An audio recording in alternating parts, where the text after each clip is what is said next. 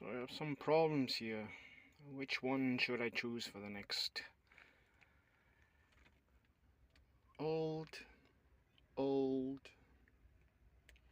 STM32, an ARM processor. It's nice. SP32, nice. And the Texas Instruments with Bluetooth. Yeah. So this one I can program in RTOS. This one also, and this one also. The two of those, it's more complicated, but it's also done. You can also program with some free RTOS. But I mean, it's a massive program, and this small one from PIC, I don't believe I can do that. Let's make this a political choice, right? Let's go back to the beginning of Industry 4.0 and make this a political choice as an independent, not connected to any groups of ducks. We already knew the direction, but let's be a good student. And as a Portuguese comedian used to say, let's look at the trailer. Yeah. Life. There also seems to be broad correlations between increasing material prosperity and diminishing population growth. And there is the greater access to contraception and abortion from the 1950s onwards. But I think more subtle cultural factors are also at work. For one thing, it's striking how many Europeans are reluctant to even discuss the subject of population decline. Now, this may owe something to an association of calls to have more children with the population policies of totalitarian regimes such as Stalin's Russia and Hitler's Germany. Another factor may be many Europeans' susceptibility to population growth alarmism. This is manifested in many European governments' aggressive promotion of population control in developing countries, which, for the record, I think verges on neo-colonialism. At a deeper level, however, Europe's declining birth rate also reflects a change in horizons. Because if your cultural outlook is focused on the present and disinterested in the future, then children are much more likely to be regarded as a burden rather than as a gift. Individuals and societies that have lost a sense of connection to their past and seem to have no particular interest in their long-term destiny aren't likely to be worried about a lack of children. Now, immigration is one way for European countries to escape these conundrums. After all, it's proved to be one of America's engines of economic growth, and it continues to help America avoid the population trap in which Europe now finds itself. For decades, Western Europe relied on immigration, especially from Islamic countries, for cheap labor, particularly for those unpleasant jobs some Europeans just don't want to do. For the moment, however, increased immigration doesn't appear to be an option for Europe.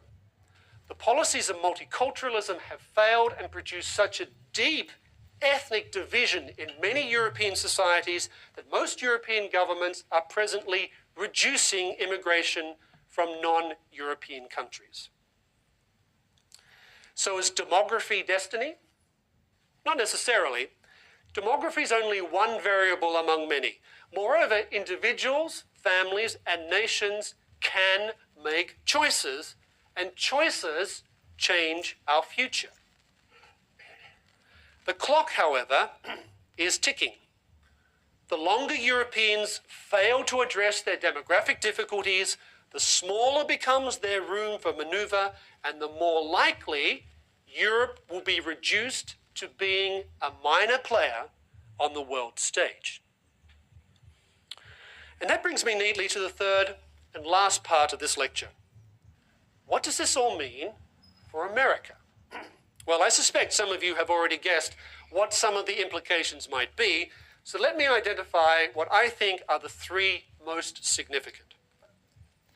first, I think, is that unless European countries make some fundamental changes to their economic culture, then Europe is simply going to be less and less important to the United States, both politically and economically.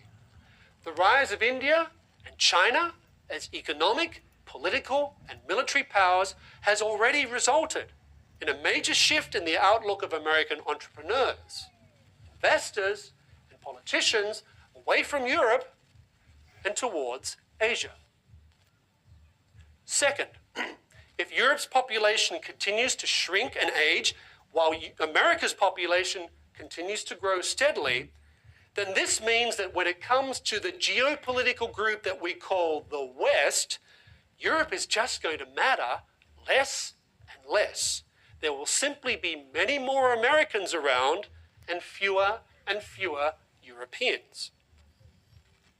The third consequence, I think, for America is that Europe provides us with a living, breathing case study of how interventionist policies and big welfare programs can, especially when they're mixed with a certain culture of democracy, drive entire countries to the brink of economic collapse.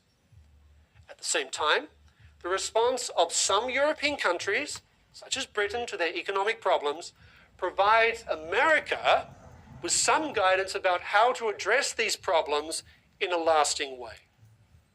My only regret is that many of the Americans presently holding the levers of political power don't seem very interested in these lessons and, in fact, are propelling America in exactly the opposite direction.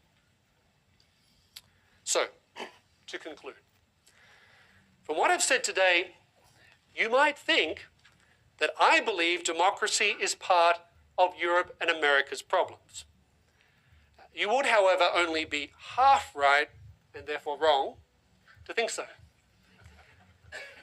What Europe has shown us is that it's not democracy per se that's the problem.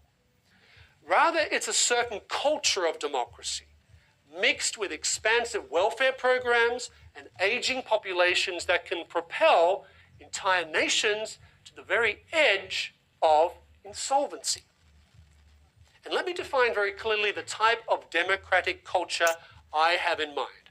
It's one in which neither politicians nor citizens have any hesitation in using democratic mechanisms to allow 51% of the population to loot the other 49%. So, does this mean that reducing deficits and shrinking the welfare state requires a diminishment of democracy? The answer is no. Most authoritarian regimes, ranging from Hitler's Germany to Chavez's Venezuela, have proved more than willing to use generous welfare programs to buy off large segments of the population. Instead, the beginning of a proper response is to recognize that a democracy's ability to resist the long slouch towards the soft despotism of the welfare state requires two things. First, Europeans and Americans need to shift the incentives for economic mobility and security so that they lie in the private sector rather than in becoming a recipient of government welfare. Now, this task is going to be very difficult because so many people already enjoy some measure of state income, and I suspect they won't give it up without a fight. It's further complicated by the fact that, at least in America, there are efforts afoot today to shift the incentives in exactly the opposite direction. Yet I think this problem is dwarfed by the immensity of the second challenge. The need for Europeans and Americans to develop a moral, political, and economic culture which understands the wrongness of politicians and citizens using the state to live at other people's expense. Now, if opinion polls are correct, it may well be, culturally speaking, it's too late for a lot of Europe. After all, The modern European welfare state goes back to the late 19th century. Far too many Europeans now simply assume a very large, a very generous welfare state as part of the economic landscape. Indeed, when you think about it, you quickly realize that the increasing number of older and aging Europeans today have no incentive to change. Their attitude might be described as après moi, le déluge. America, however, I think, is a different story. The sheer intensity of resistance to the Obama administration's healthcare legislation was about many things. But it surely reflected the fact that millions of Americans are simply not willing to go the way of Western Europe. Successful long-term resistance, however, is going to depend upon more Americans understanding that the link between democracy and the welfare state must be broken. And the only way to achieve this objective over the long term is through recommitting America to some of the very best aspirations of its founding. A love of liberty, an embrace of the virtues needed to sustain freedom, and an unwillingness to delegate to the state the responsibilities that free men and free women do owe to each other. The long-term fate of the Republic, ladies and gentlemen, may well depend on it.